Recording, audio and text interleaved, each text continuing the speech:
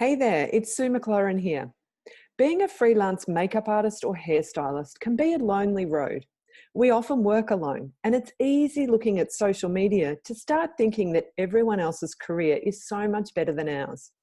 I've created the Makeup Mastermind as a place where artists don't need to be alone.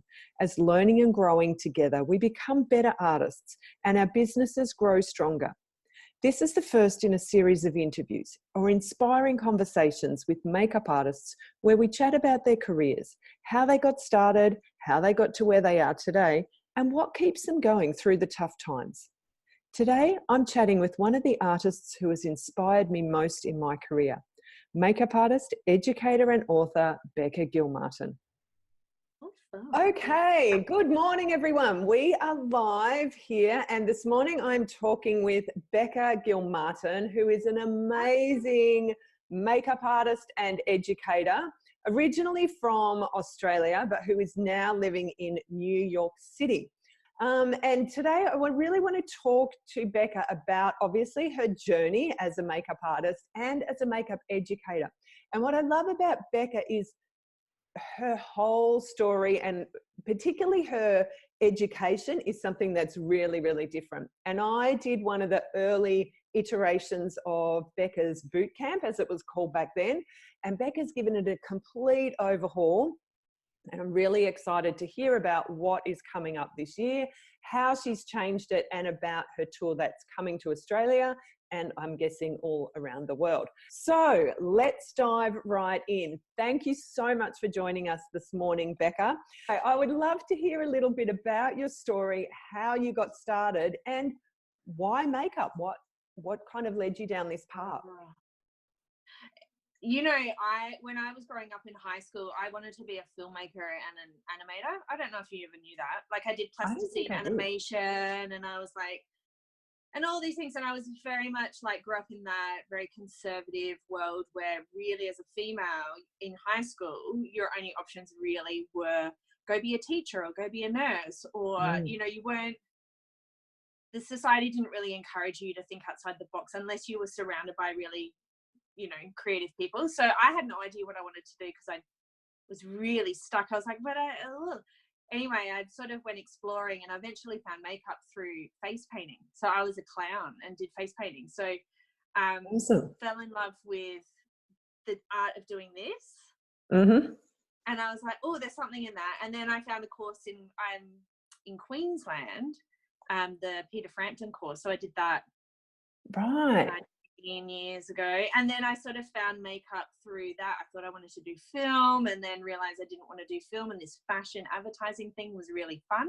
And you know, it wasn't really a decision that I made. It was more like an evolution of discovery, and I was unlearning a bunch of stuff about myself of what I could be. And I mean, even today, like 19 years down the track, like when you're talking about the next evolution of the course, it's very much the same thing of having like all these epiphanies and learning so many lessons and then bringing it back and sharing it and being like, guys, this is what I discovered. Yeah. And realizing like over the past 5 years I've been teaching the course, realizing that everyone can relate to everything that we talk about. And it's just, you know, it's a really cool conversation, but it also helps us evolve as artists. So now I'm living in New York and working in editorial and advertising and working on this new book. And that's so far from anything that I ever thought when I was starting out to be a makeup artist. I thought I was going to be like one of these head makeup artists on some Hollywood film and everything was going to be really glamorous and exciting. And then, life definitely had a different idea. Different, very different. Like my little brother, he was in the army when I first started doing makeup, and I was like, wait a minute, my lifestyle for film would be exactly the same as his. Like he travels around the world, has to leave his family behind. We shoot people, like pardon my, you know, with film and his is with guns. And then I met a lot of people in the film industry that when they decided to have families, they had to sort of basically start from scratch. Like I know so many people who are so happy and fulfilled in film. So it's like really important to allow yourself those moments to really explore and different areas of makeup and step back and go, do I actually really love this? Or, you know, am I doing just what I thought I was supposed to be doing? We talk about that in the old boot camp. Yeah. Yeah, it's crazy how different, like, your eyes can be open just by trying things out. Obviously you did start kind of pretty much straight out of school.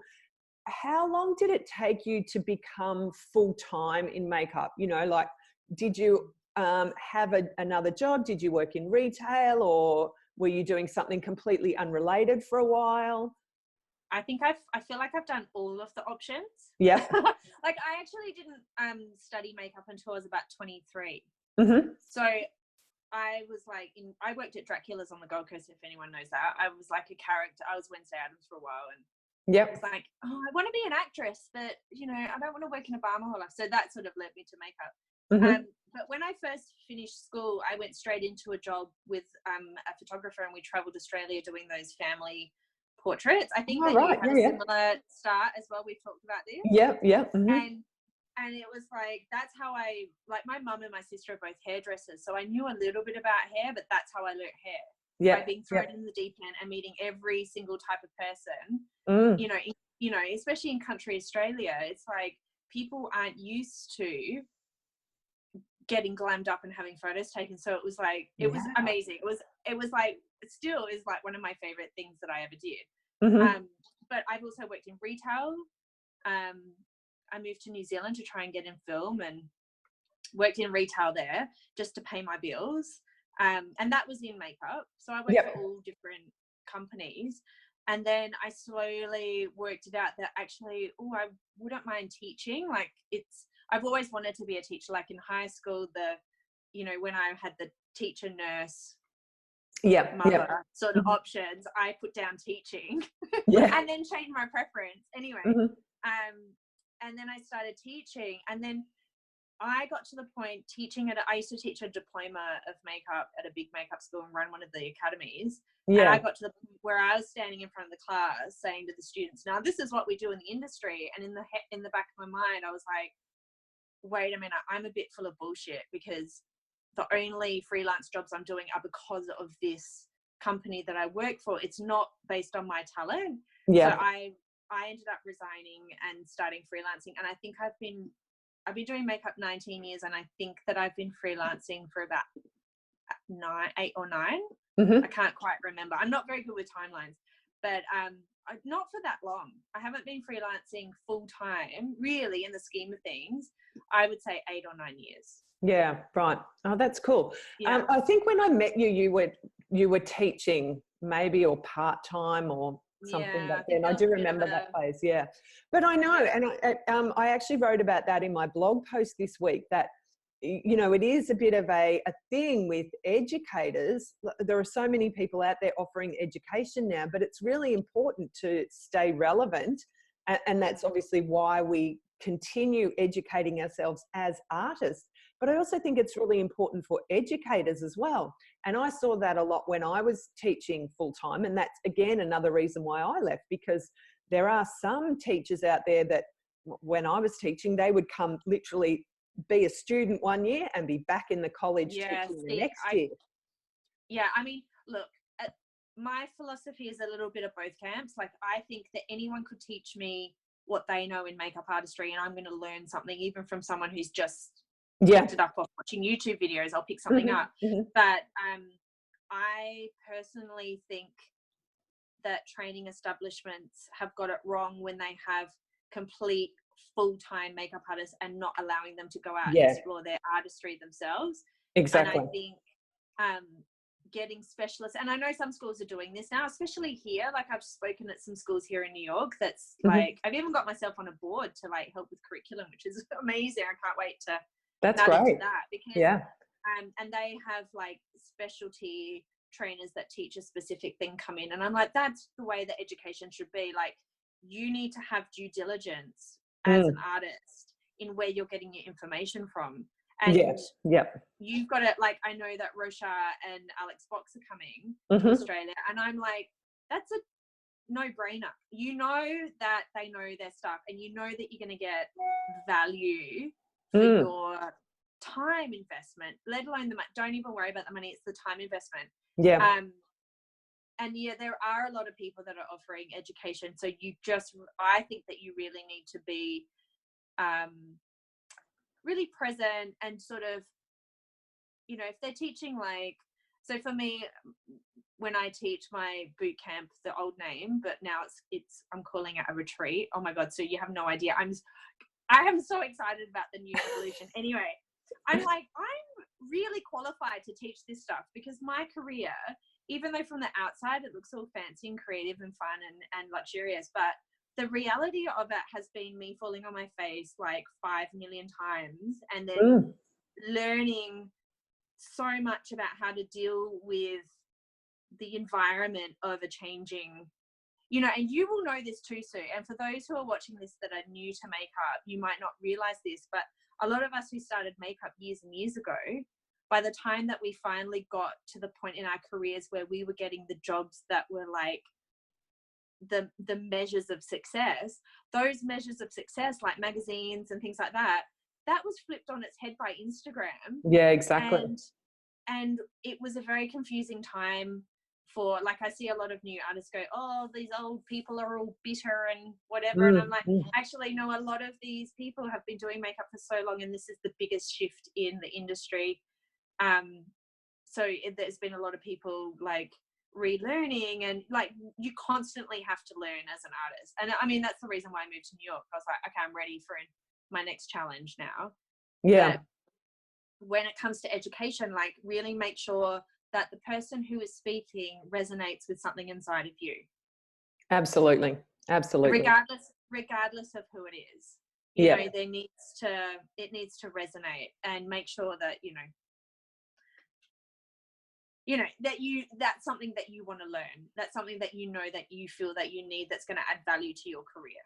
Yeah, exactly. And that's a big point that I make too, is, you know, when you are considering education, is asking that question, is this going to further my career on the path I want it to go on? Or am I just doing this masterclass because everybody else is doing it? And because this person has 250,000 followers on Instagram, so therefore they must be a great artist and a great educator. You know, it's like, it doesn't always go hand in hand. So yeah, absolutely. I agree with what you're saying there. Yeah. And I will say, for anyone who is going to masterclasses, here's one thing: to do makeup and talk about it at the same time is really bloody hard. Yeah. So, yeah.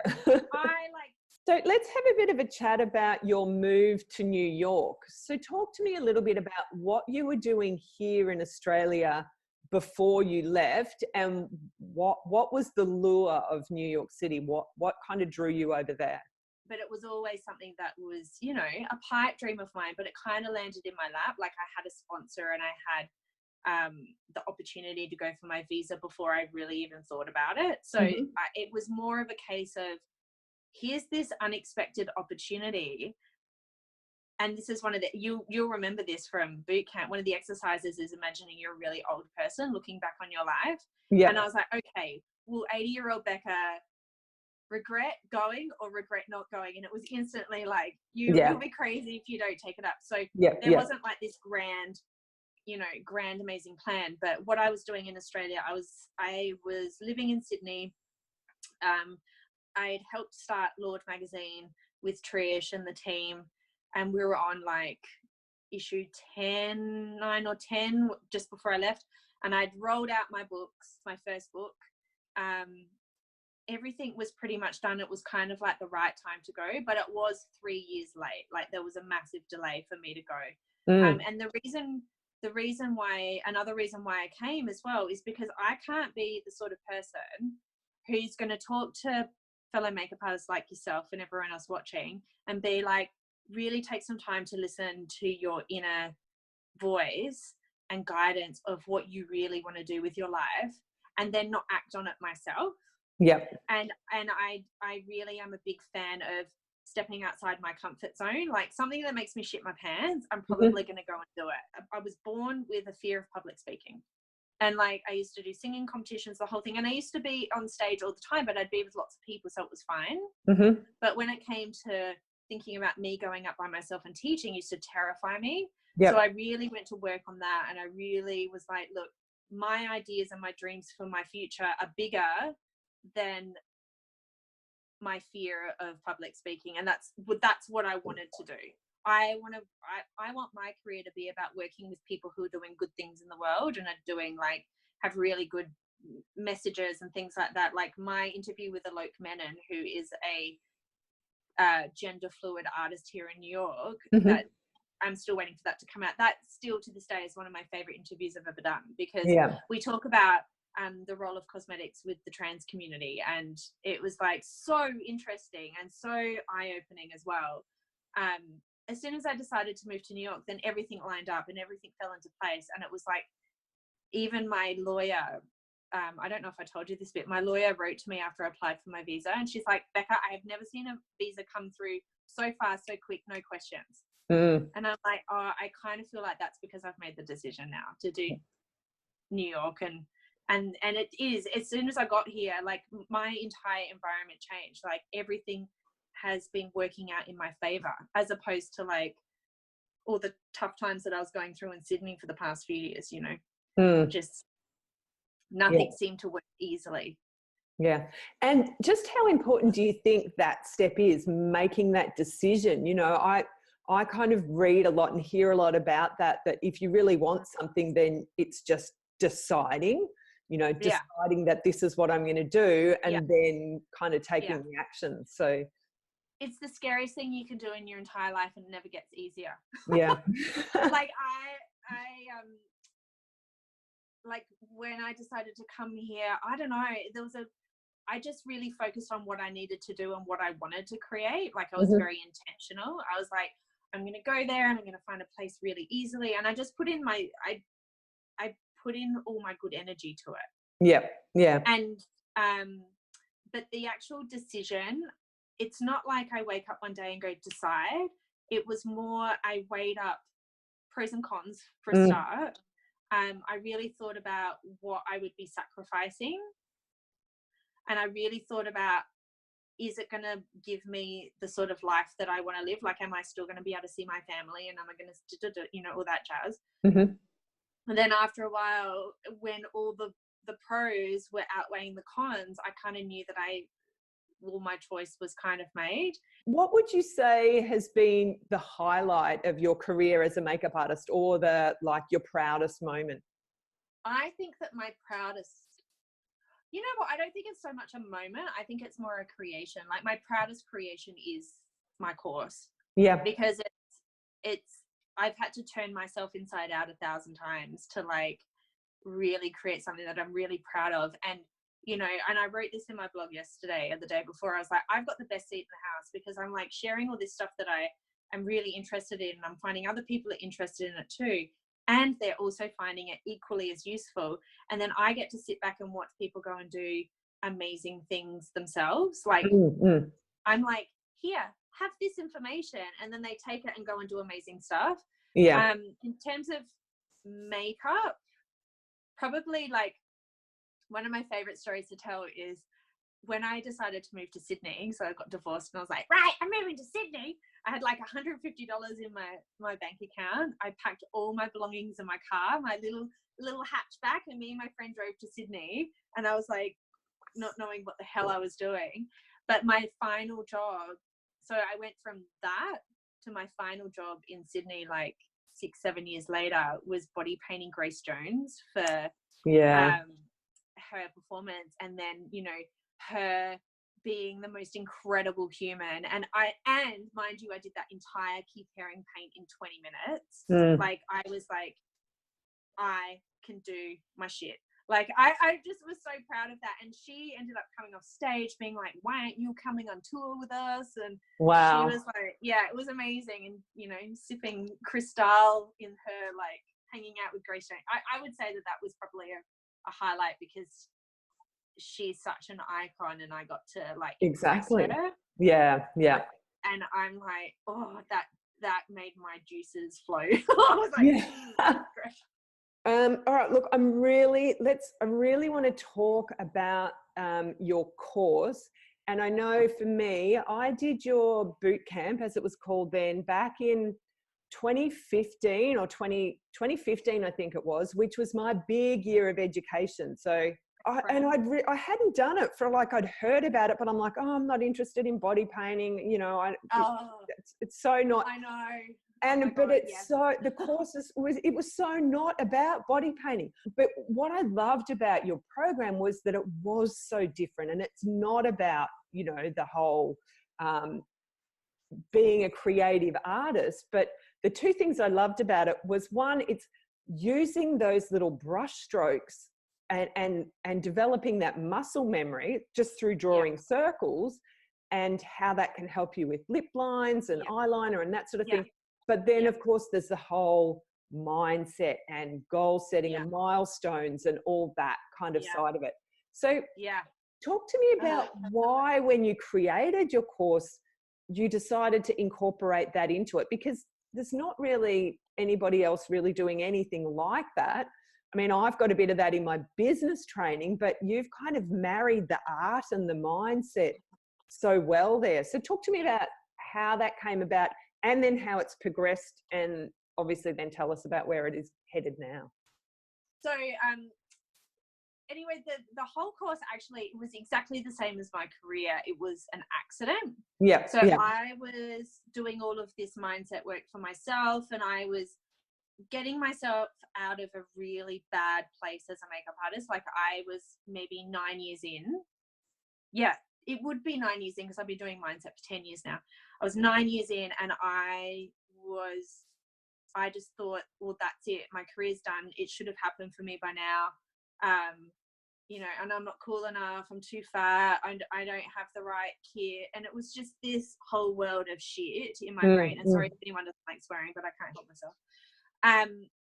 And so I was practicing writing down, like, one of the things, you know, from bootcamp, we write down what are the experiences that we want to have in our career, like big, small, sorry, notifications are coming up, and that one was terrifying. Anyway, you know, big, small, and medium goals. And one of my goals was, so this was fresh after I got divorced, and that wasn't a painful experience, as you know. It was just, it's what happens, right? He's a great guy. He's the whole thing. Anyway, one of the things was, I think that I would feel validated as a makeup artist if I had the opportunity to speak at IMATs, because this was like, you know, that was the in the bit. And within 2 weeks or something crazy like that, they, just from me writing it down, they contacted me, and they're like, Becca, would you like to come and do some body paint on stage? And like, long story short, I ended up on stage conquering my fear of public speaking, doing this body paint. And I know, as an educator, body painting, you know, that takes 9 to 12 hours. Paint. And so that means 1 hour of body paint, that's really boring to watch. So I'm like, well, what am I going to do? Well, I may as well talk about the stuff that I would want to hear about. So I was painting, going, you know, guys, like, the more you do body art, the better you are at makeup. And I really got, over the, you know, the few years before that, I really understood that is like, that's why it was called boot camp. It's like, let's train our brush skills. Let's form a relationship with our own brushes that we've already got. Let's really take the focus away from doing makeup on a human to playing on ourselves, so we don't have that pressure. And then we're really practicing and playing and refining and growing and exploring. And so that was great. But then I was like, I'm interested in the mindset stuff as well. So I on stage spoke about, you know, you've got to get your head right. You've got to make sure that your little inner critic isn't telling you how shit you are. You've got to quieten that and go, actually, no, what I'm here to do is something amazing. But so when I got off stage, I thought that was it. So I thought, an hour presentation, that's it, I'm done. Yay, I survived. And then all these people crowded around me, and they were like, we want to know more. Do you do a course? So I started the course, and then it was called, the first course was called Makeup Excellence Using Body Art. Right? I remember talking to you about the name when you were nutting out the name. And then being like, well, that describes what happens. And then I did that for a little while, and then I was like, well, actually, no, I can do it better. I don't want to be reliant on photographers to take photos of body paint. I don't want to have to get models in anymore. I just want to, let's simplify it and do it on ourselves. So then it became boot camp, Makeup Artist Bootcamp. But the reason why I've evolved it again is because coming to New York has been the best thing that I've ever done for myself as a person, as well as an artist, because here in New York, you can be whoever you want to be. You just have to be the no bullshit. Like New Yorkers aren't like Los Angeles people. It's not the, oh, look at me, I'm so fancy. It's like, what are you into? How can I help you? Let's get excited. Let's do some really cool stuff. So I really sort of got a sense of actually what I'm doing, and I was like, I'm not in boot camp. Actually, this was the book that I wrote. I'm like, this has everything that you need to know, but I was finding in the actual live classes we were talking more about other things that I'm interested in that didn't make it to the book. So that's why I decided to write a second book. And then when I was writing the second book, because it's all very much about understanding we're all individual people and we all have different needs and we all have different lives.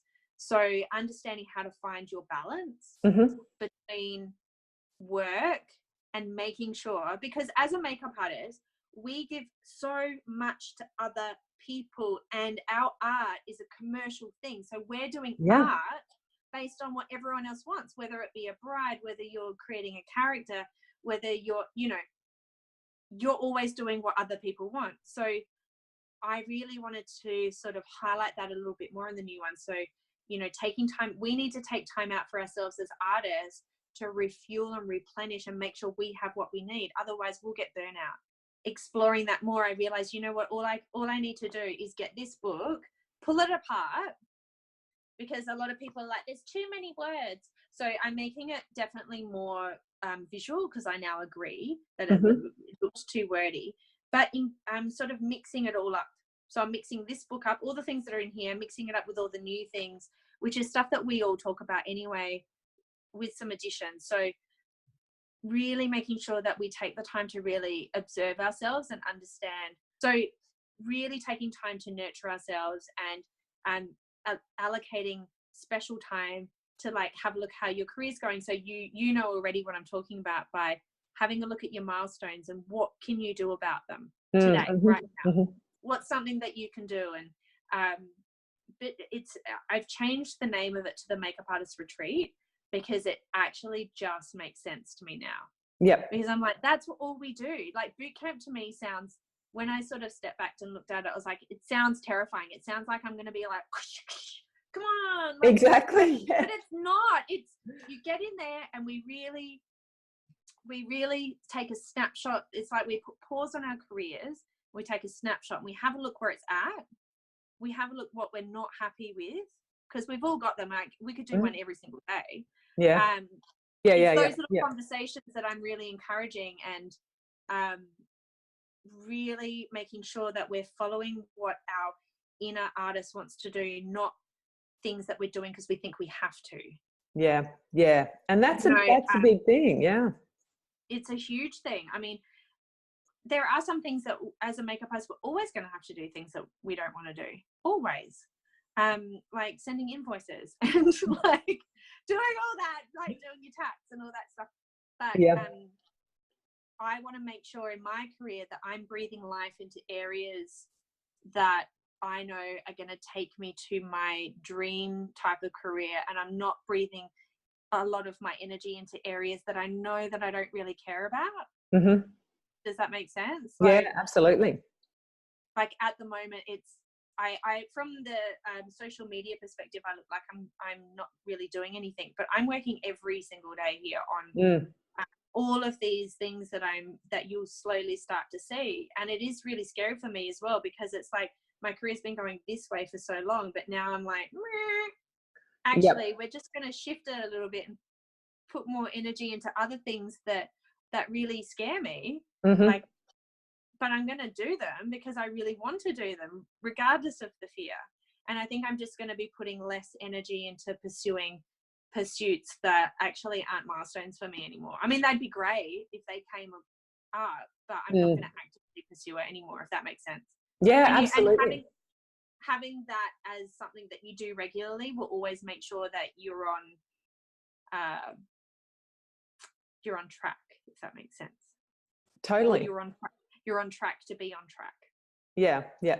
And I think that's a really important point that you bring up too, is doing that little pivot that you're doing with your career, and how that is at times can be really essential for our growth as an artist. You know, we can kind of keep doing the same thing over and over and over, but what brings you joy at one point is not necessarily going to bring you joy down the track. You know, I think that's part of being an artist, is that we kind of need to continue to evolve our art, and who we are as not just an artist, but as a person. So yeah, I totally get it. When you first get out of school, it's impossible for you to be the artist that you think that you're going to be. Like when you first come, because makeup is an art, and art is something that you have to work on and evolve for your entire career. And it's always going to change, always. And sometimes you get interested in new products or new techniques, but mastering the art of getting your brush strokes so that when you do makeup, people know that you've done that makeup. Like you can tell, right, if Alex Box has done a makeup. Yeah. And you can tell if Andrew Gallimore's done it. And you can tell, like, who else, like, at the moment, Isabel DeVries pops up all the time with her signature eye. It's like, you know, these artists know their signature style, but the only way you're going to get that is just by being open and free and working on your craft. It's not going to come through you copying other people's work. You know, doing things that everyone else is doing, unless you've got to have a point of view. So I think that for me personally, that's what I've been working on a lot since I've been in New York, is focusing on, well, what is my point of view and what is my voice? And that's where the pivots come, because I'm finding that it actually feels like I'm being driven a certain way. I don't feel like I've got any choice in the matter. I kind of feel like there's been a cord in my brain downloading this new book from somewhere else that is way cleverer than me. Like it's crazy, but the things that are coming out and the ideas that I'm coming up with and the way that I'm going to deliver this is all part of me just giving in and just being like, I'm just going to go with the flow. And that's I wish every makeup artist had that from the very start, of going with the flow and not being too attached to the outcome. Because you and I don't know about you, but I've certainly been stuck in that trap many times, where I've been so attached to the outcome that it's caused me grief and pain. Like, for example, this book, you know the story about how much disaster and craziness that happened with that. But if I just had gone with the flow a little bit more, the outcome would have been the same, but I would have had less stress in that, you know, in that circumstance, because I was so like attached to it being one way. You know?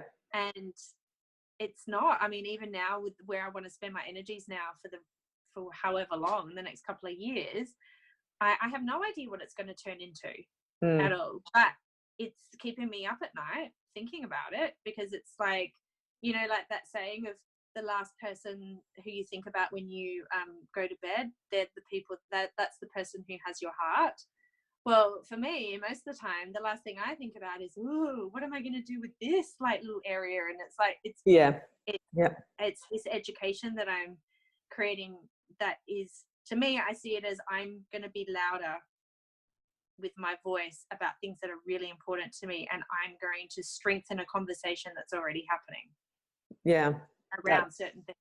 That's so exciting. I'm so looking forward to it. And I think, you know, one of the things that I hear a lot from artists that I mentor and my students and just artists in general is that they kind of struggle with finding that, you mentioned that signature look, or, you know, being able to identify work as belonging to a certain artist. But I think a lot of artists really struggle with that, knowing who they are as an artist, because they don't, I guess they kind of don't trust themselves a little bit. And they don't have that confidence to just, as you say, to go with the flow and to just do what comes from their heart, because they are invested in how many likes is this going to get on Instagram? And, Yeah. you know, that, as you say, they're very caught up with the outcome and that emotional attachment to the outcome, rather than just being true to their own inner artist. Would you say Yeah. that's something 100%. that you're going to focus on in your new course? Definitely. Yeah. Like, I mean, even like just going back to what you were saying before about new artists that are still working out what their style is, my piece of advice is, what do you enjoy doing most on the face? Yeah.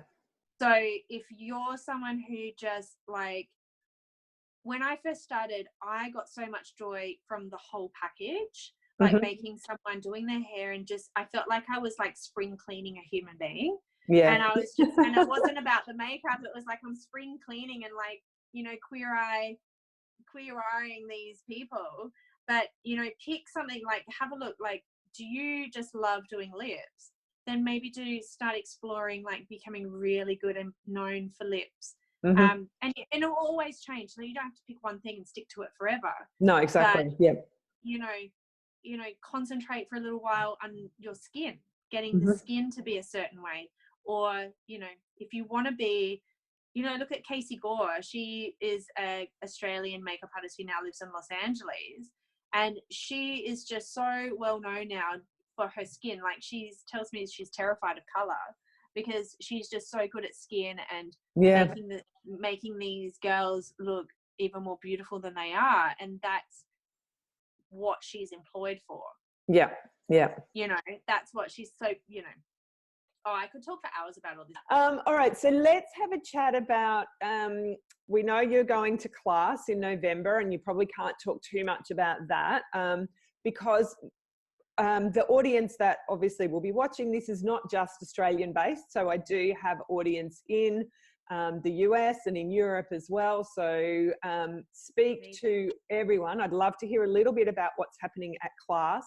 But obviously you do have the big tour coming to Australia in a couple of months' time. So tell us a little bit about that. What can we expect? How can we sign up? Yeah. I hope you're coming, by the way. Oh, absolutely. Yeah. I want you to come and see the new rollout. So basically, I am coming in August, and the dates are on my website, which is beccagilmartin.net. I'm bringing it to Australia first, because bootcamp was always an Australian thing. But basically, the 2-day retreat is 2 days. It's going to be from 9 till 6 now. So we're not so crammed in with all the stuff that I want to share. And it's going to be 2 days of pausing your career, stopping, having a look. I'm going to share a bunch of different ideas. So I don't know if you've seen on in my brochure now, I'm like, I can't describe this course. Like, how hard is it to describe like bootcamp, right? Yeah. It's so hard. I've been trying for 5 years, and I'm like, you know what? I think I'm just going to do things my way now. And I'm not going to, I think what was happening with this is I was trying so hard to fit into the template of what education looks like. Yep. So, and it wasn't allowing me to like put my personality and my creativity into it. So now I'm just going full blown, and the whole thing is just all me. Well, at least the way that I would feel excited and inspired that something was being delivered. And we're going to learn tools. So some of the tools, it's kind of, that's what I was just saying. Sorry, my brain has been fried all day. So what I've decided to do is describe the course like an eyeshadow palette now. Yeah. So the eyeshadow palette has 6 different colors, and those colors correspond with 6 different groups of ideas. And that's all we do in this retreat, is we go through different areas of what it means to be a makeup artist. So areas like the artist retreat, which is stopping, taking stock of where you're at, where you want to go, planning your next moves, collecting inspiration, and getting rid of some of the junk that you don't need, like weeding out them. And we actually use, in the new evolution, we actually use the metaphor of your career as a garden. Yep. And your milestones are the plants that you plant. So some milestones, you might be planting a tree. That's not going to happen straight away, but you need to give that love and attention for however long that takes for that milestone. but there are some like little pretty flowers that you might want to grow quickly. And it's taking the time out to make sure that you're tending to the garden. That is your career. And how do you want that to look? Because it's up to you. And of course, the environment that, and when I was speaking to my Melbourne assistant, Emily, she's like, yeah, because when the environment around it changes, your garden just has to like cope with the environment no matter what. And I was like, it's so true. Like the environment of the industry, you're never going to be able to control it. It's always going to shift and change and get windy, and there's highs and lows. So just it's concentrating on tending to your garden and how to actually do that. So it's all well to like be like, oh, I want to do this with my life and this and this, but it's giving you ways to actually do something about it. And and I like to think it's quite simple in, you know, breaking it all down, and it just makes sense. So people then go on and they go, well, actually a milestone for me might be, I'm going to finally get a website. So, you know, how are you going to go about doing that? Or a milestone, you know, like a milestone for me was like getting the books printed, you know, but now a new milestone is doing the next evolution of this course. And really being open, I want to be more open about what my career has been like and what I've learned, and also bringing in other things that other people learn, because it's never one way. No, exactly.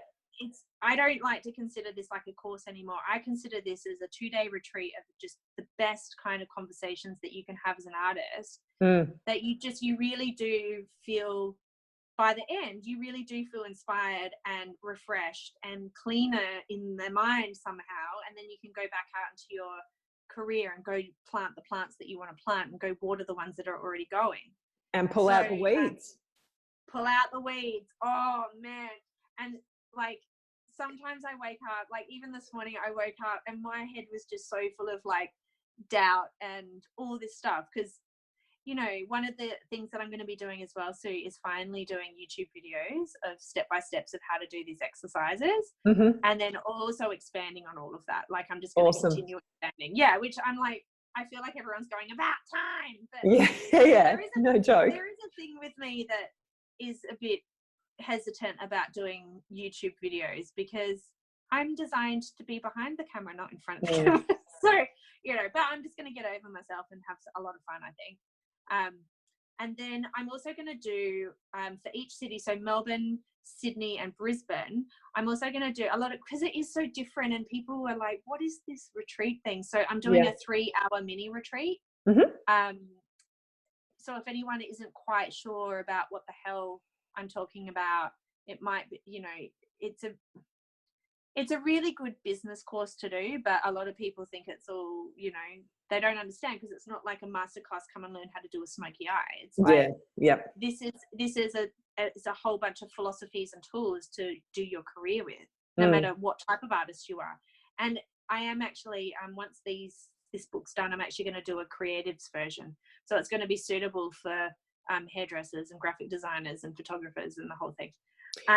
So if you want to come and just see a little bit about it, you can come to the evening session, and then whatever, you know, I think it's like, I can't even remember the price, but I take that off your course if you decide to book in. And then I'm also going to do a creative makeup masterclass, because I'm like, I can't do all this stuff and then not do like, actually this is what you can do with all these new techniques. And in the retreats we do practical, like we do exercises like the ones that you did, Sue. Oh, lovely. Oh, I mean, I can't do a course without doing that. No, it's like my favorite thing is painting that orchid, because you know full well that when I say to everyone at the beginning of the course, by the end of tomorrow you will have painted this orchid, everyone's like, as is. Oh shit, no way. And then in 5 years I've had one person stuff it up. Like, and the whole point is, this is an exercise that isn't about being perfect. It's about playing and doing it over and again. So it's it really does. I love proving makeup artists wrong about themselves. And you, oh my gosh, you sure did that with me. So and you know, from my point, I have to owe you a huge thank you and a big debt of gratitude, because you know what I learned through doing the boot camp really allowed me to, again, you know, to pivot my career. And I guess the biggest takeaway for me was how much control I actually had over where my career went. And, you know, it's very easy for me to sit and say, and I do talk about this a lot when I'm teaching. It was the simple thing like learning that I could creatively direct and submit my own shoots. So that became that was the big milestone that I set when I did boot camp. Because I always thought, as a makeup artist, I'm taking direction from someone else. And I never really took that, you know, that side of my career. I never took the reins in that side of my career until I did boot camp. So I came out of there knowing that, well, there are so many more possibilities. This is what I'm going to do now. So I did a bit of a pivot there.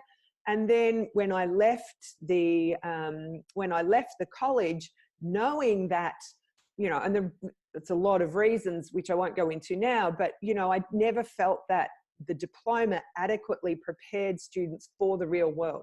So I wanted to come and fill a little bit of a hole there, with a lot more of the actual business side of it, like the real nitty gritty admin and accounts and how to actually set up your business and be productive. So that was another thing, you know, I used the exercises that I'd learned. So it's what I love about your course, and why I'm so excited to do the next one, is because it's completely out of the box. As you say, it's not, here, learn how to do a smoky eye, or, you know, a winged liner or whatever.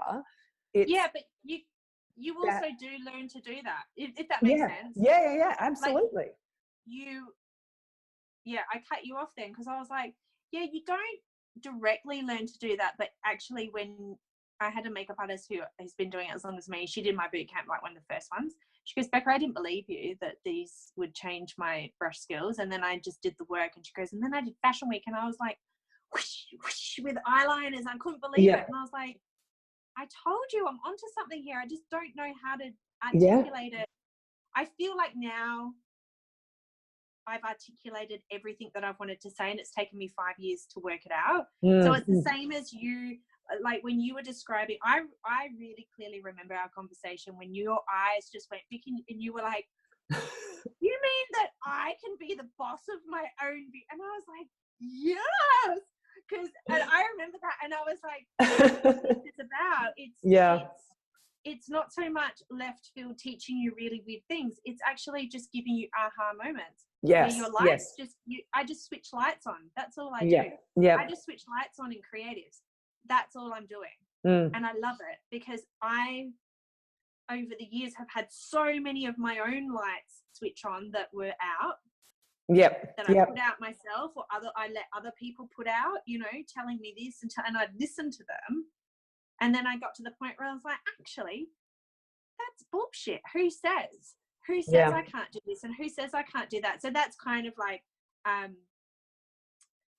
that's why I think people go, it's left field, because I've sort of sat down and gone, well, who says I can't talk about that? Who says that I can't talk about, you know, I still to this day think that it's robbery in the industry that not many of us, only some of us, but not many of us are actually living our lifestyle as a makeup artist like an artist would live their career. It's because we're the same thing. I mean, we've got our foot in the service industry and we're of service to other people, but we are also artists. Like, it's hairdressing is different. I mean, there's an art to hairdressing, but what we do, we have a brush and we push pigment around. There's no difference, right? So when you start thinking like that, you need to start thinking, how do artists live their lives? What we can learn as a makeup artist from that. And it's actually really important for us to fill the cup up ourselves for what we need. So even though I'm teaching body art as like a creative outlet and a way to play and have some fun, and I really, I'm going to start setting challenges and stuff like that. I'm going to have a lot of fun with it. But for me, I need my own creative challenge. So for example, can I show you what my creative things right now? Please. I can't believe I'm showing you. So this is what I do when I get home and I'm tired. I started crocheting because, and it's so bad, the edges of this is so bad. So I'm crocheting myself like a box to put my computer on when I'm in bed working, right? Because I'm like, body art feels like work to me now. Yeah. So I need something on the side as an artist. I need something on the side. Like at the moment, I'm learning Illustrator to illustrate my book. Oh my God. So I really want to tell you everything. I can't even. Maybe when we jump off the live. No, I can't even. Oh, yeah, maybe a little bit. I will jump off a little bit. One thing I will say is that as far as I know now, I'm not printing a physical book anymore. Yeah. So even today, I had a milestone today. Oh my God, Sue, I had a milestone today. These are now currently completely sold out. You can't get them anymore. Wow. Because I actually just pulled out mine. I don't know if you can you see it there? It's behind me on the coffee table. I thought it was going to be in view, but yeah, I was just kind of looking back through it. But so the next book's actually going to be an ebook. Yeah. Way of the future. So all online. Yeah. So whenever I sort of just bit the bullet, and I was like, I love the touch and the feel of a book, and I love to like look at the pages, and maybe one day I will look at doing the next one. Yes. Tell us, when can we expect to see you here in Australia? So I'm arriving late. Let me just get my diary out. I'm going to be there for the whole of August. Okay. So I'm going to be like, Queensland retreat is the 4th and 5th of August. And then the little evening sessions become little bookends.